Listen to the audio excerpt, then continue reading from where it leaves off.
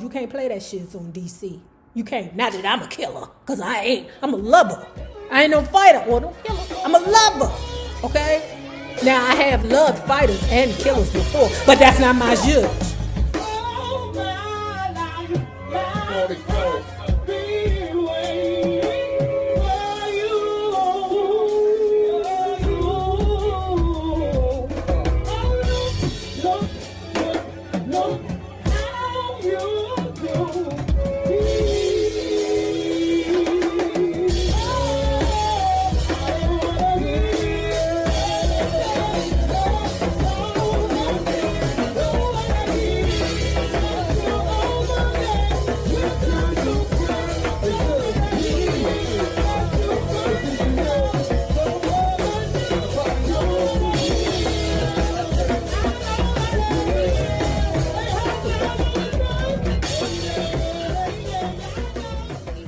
Hello there, love bugs. Hello there, Bellas.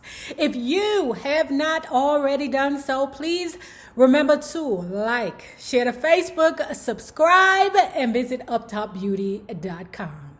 Today's looky would be our Gwen Gold hoops. Y'all know I love these. Ooh, they're very light. They are not heavy to the ear. And let me tell you something. I paid $600 for a pair of friggin' earrings. The luxury earrings, and them blickers almost ripped my ear hole. Okay? That's how heavy they was. I said, let me send these shits back and wear my own shits. Okay? Hence, the Gwen Gold hoops.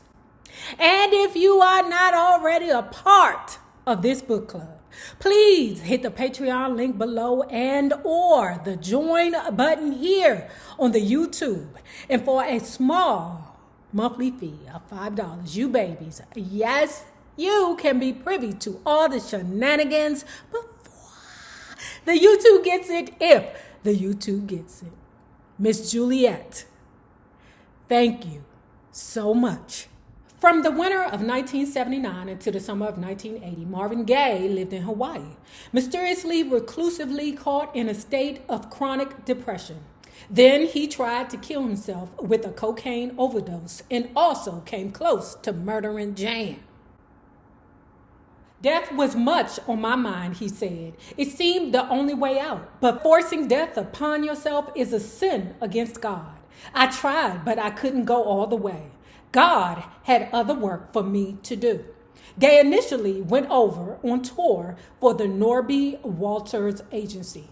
There were a few concerts in Hawaii in early November, then 3 weeks worth of dates in Tokyo and Osaka. Let me tell you something. Okay, well, first of all, he had to take his blankie with him. That would be his mammy and his brother Frankie. But anyway, while he over there in Tokyo, he around there smoking the wacky stick, whatever you want to call it, but he around there smoking the wacky sticks, right? In public, child. In public. The people looking at him like, what the hell is wrong with this African-American man around here smoking the herbs on the streets of Tokyo? Marvin Gaye has extreme delusions of grandeur. He think that he the man, okay? They tapping him on the shoulder like, Marvin Pooh, I don't know if you should be smoking this out in public. This ain't Vegas, you know. Because, you know, in Vegas, you could sell vagina on the streets. Hell, you could sell vagina to the police over there. In Las Vegas, I'm just joking, these just jokes. But you know, the things that are able to happen in Vegas cannot just happen all around the world, okay? Because prostitution is legal over there, okay? They need to make prostitution legal everywhere, okay? The world would be so much happier. Back in Los Angeles, billboards advertised a Marvin Gaye New Year's Eve show at $100 a head. But Marvin never made the date.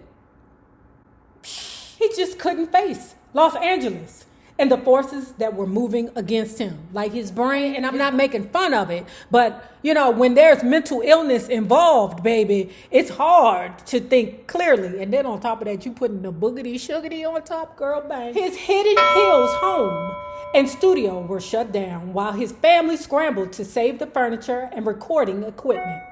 Federal agents put everything else under lock and key. Gaye's entire empire collapsed.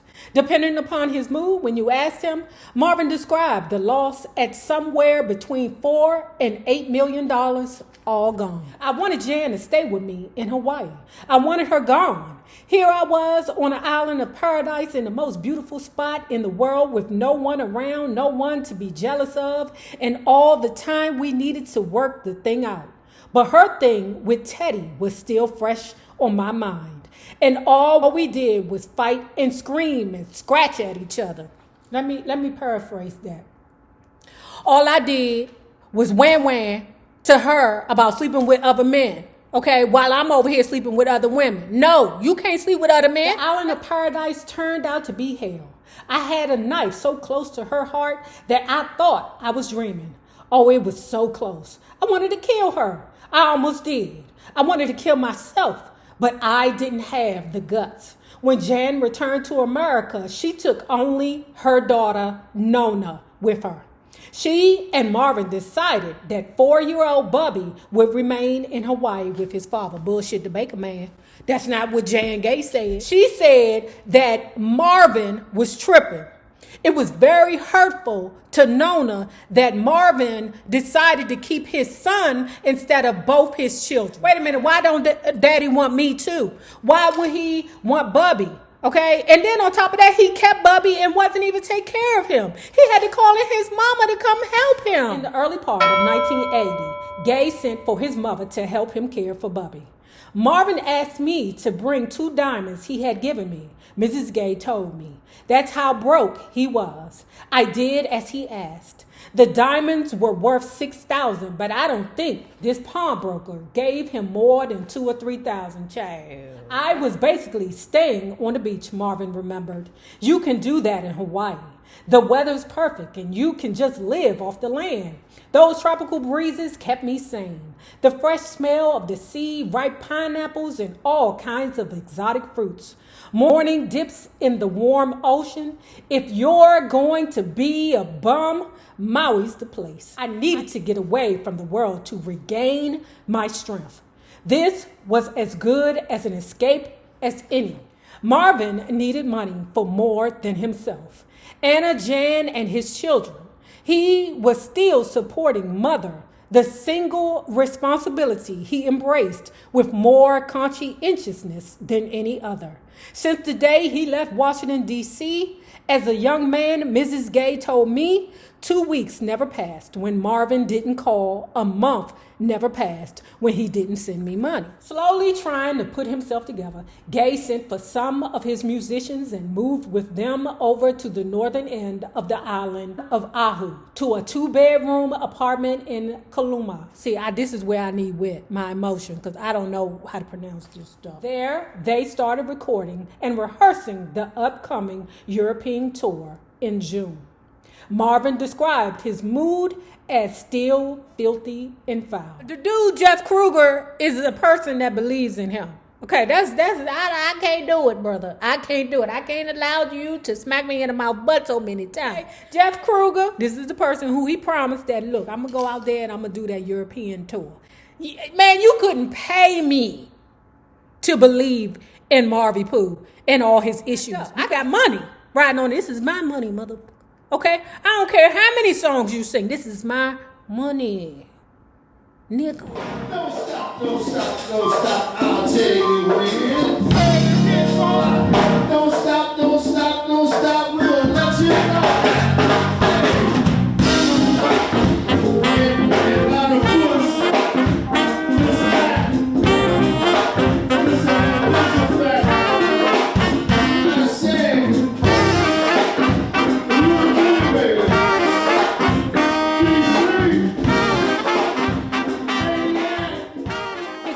Never gave up on him, Curtis Shaw said. Curtis Shaw is his attorney.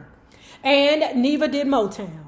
Smokey Robinson, who's a vice president with the company as well as an artist, flew over to Hawaii to give Marvin money. Even though Marvin had canceled the January tour, Kruger still gave him money.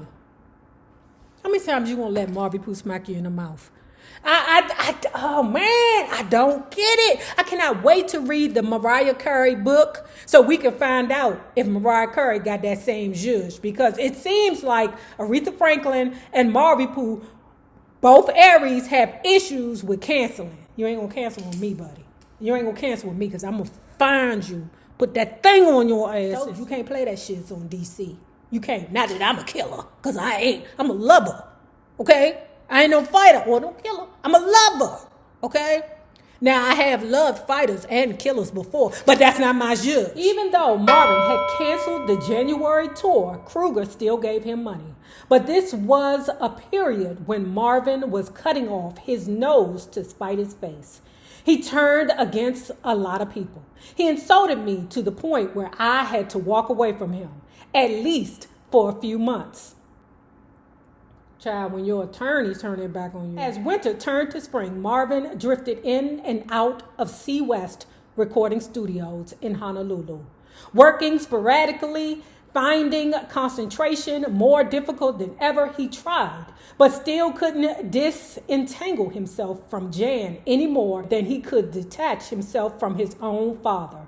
He kept calling her, fighting, threatening, and begging, even as the divorce proceedings moved forward. Yeah, that's crazy to me, because, basically, he picked Jan up and threw her away at his leisure. That shiz was mentally abusive. Okay? You don't never want to be in a relationship where the person think they got the power, where they constantly throwing it in your face, where if you don't like it, you know what you can do. Wait a minute, buddy. That Texan still don't understand what happened between us. He told me to leave and I left. Marvin was alarmed at the prospect of the long airplane flights and weeks of live performances. At the last minute, he refused to go, in spite of an ironclad contract and the fact that advertisements were printed and tickets sold. Kruger flew from London to Hawaii and threatened him with a lawsuit. You should have threatened his ass with that thing. Get up. Okay, I'm gonna fool about you and your depression. Ugh. Okay, that's where I am now. So we've had conversations about this book before, right? It's very annoying to us how self-sabotaging Marvin Gaye is. It's annoying. It's like you want to smack him in the mouth. Isn't there anyone who can convince you? Asked the promoter. No one, Marvin answered. Is there no one you trust to give you advice? Absolutely no one. Marvin paused, and after a few seconds, he mentioned the name, Mrs. Jewel Price. Of course, which y'all call her the pick me, okay? Marvin's so sensitive. You have to understand Marvin. Marvin is unreasonable, so you have to be careful with his feelings, because he may cry. Now, this is what she says, okay? Pick me Jewel. I love you, Jewel. I don't know you, lady, but goddamn it, right now your name is Pick Me Jewel. Pick Me Jewel is like, you got to sort of tiptoe around his feelings. Remember when we talked about that you would rather go the other way than deal with some of them fire signs and their rages. But Jewel's like, I just was firm with him, I wasn't disrespectful, I wasn't pushy, but I was firm. And then on top of that, I'm saying to myself, why you need another mama? Because he looked at her as another mother, okay? That's his thing. He really did have mother issues, okay?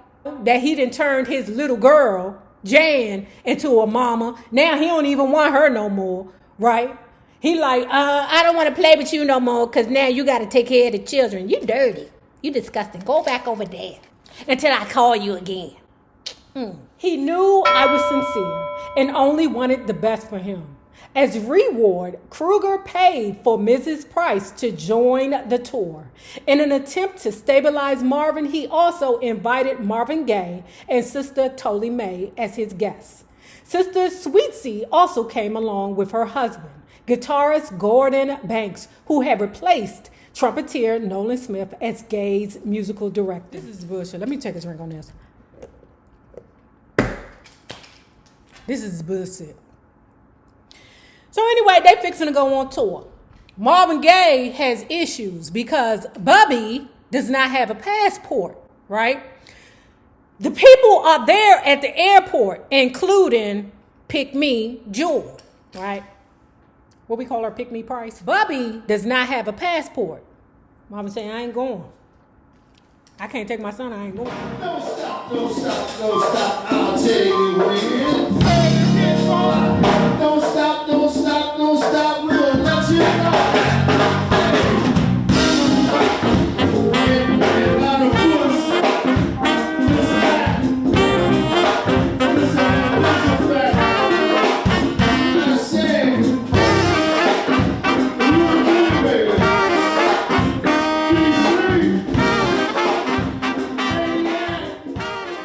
How spoiled he is, okay?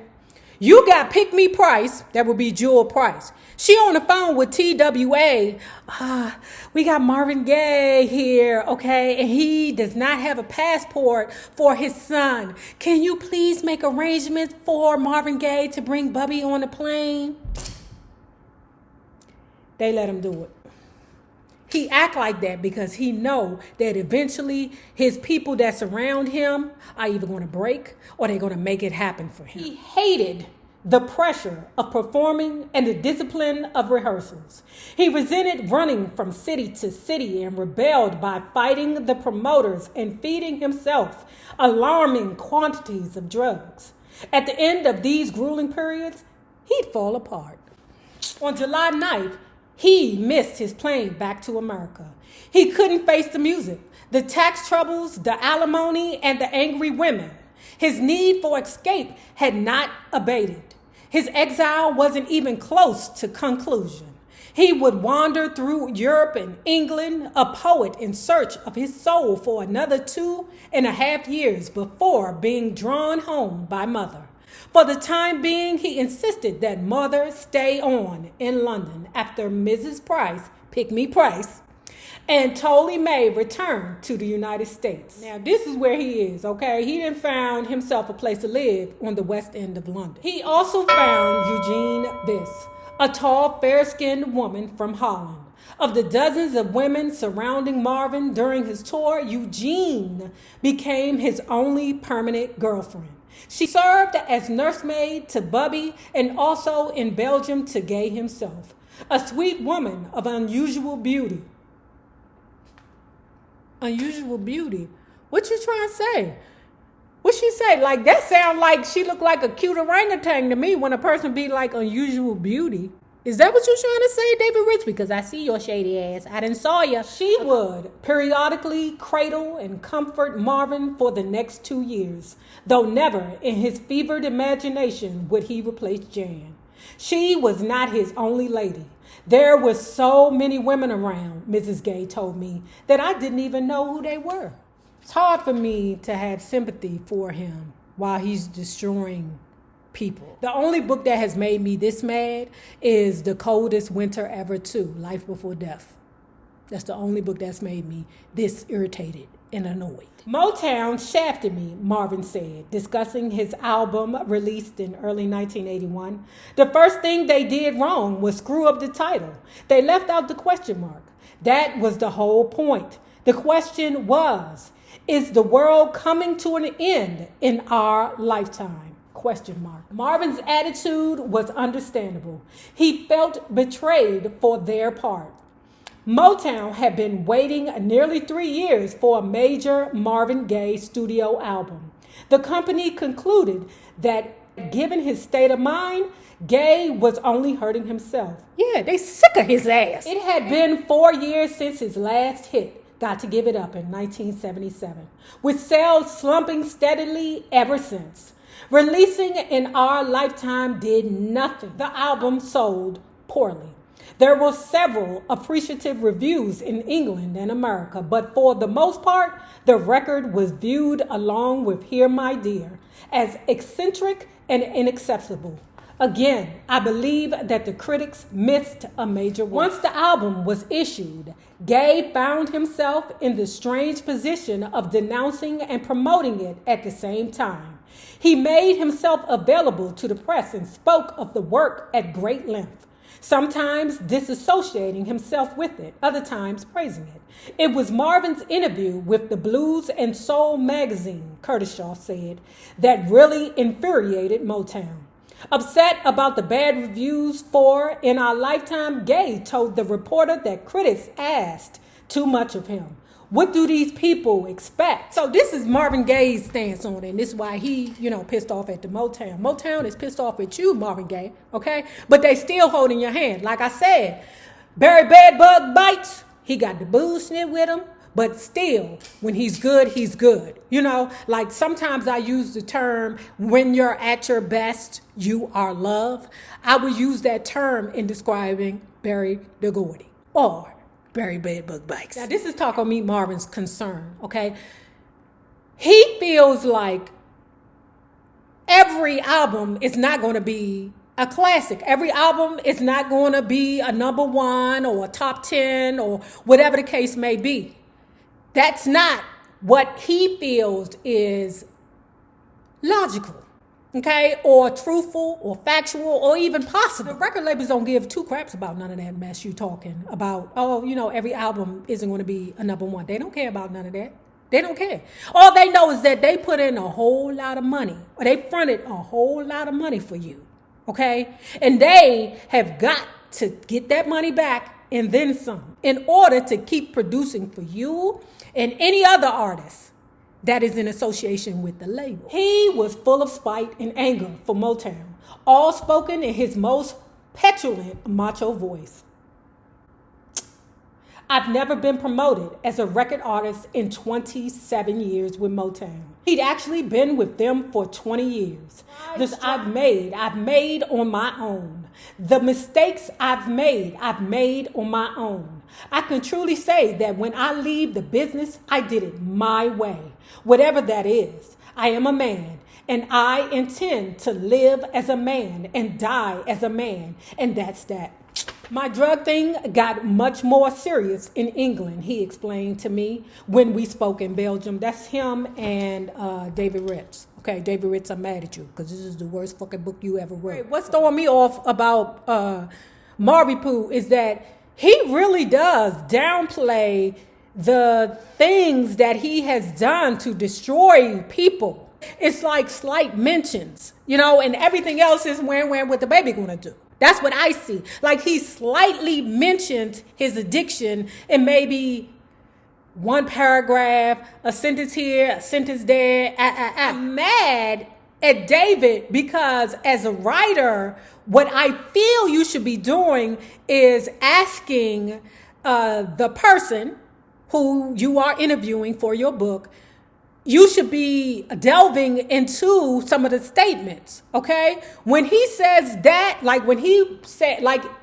if I'm there and I'm writing a book, when someone says, I started the crack thing in England, okay, because now we in the crack years. My next question would be to you, what is the worst thing? What was your lowest point so far with you and your addiction? That's what I would have asked him, because sometimes what you have to do, and I learned this from being educated as a criminal justice major, that sometimes what you have to do is ask a person questions so that they will find the answers within themselves. And I don't believe David Ritz took the time to do that. I think he just let Marvin talk. Okay, he said this. Let me write this down. My drug thing got much more serious in England, he explained to me when we spoke in Belgium. How so? The pipe, he paused. Like that, how so? The pipe, he paused, and then looked at me with heavy, hurting eyes. The pipe is very, very deep. You don't want to deal with the pipe. If you can at all avoid it, I lost myself by smoking cocaine. Freebasing became another way of trying to kill myself. I came close. For long periods of time, I was in a fog and wanted to stay there. I wanted the fog to close up all around me. A lot of the things I was doing in London, just going out to soccer matches, seeing friends, I could no longer do. I couldn't move. I cut myself off. That's it. That's the paragraph where he's talking about hitting the pipe. Okay? That's not enough. Now, if you have not already done so, please remember to like, share to Facebook, subscribe, and visit uptopbeauty.com. Now remember this, the same people that you meet on the way up will always be the same people that you meet on the way down. My naysayers, my patron loves you babies. Have a good one. Thank you, Miss Juliet. Peace.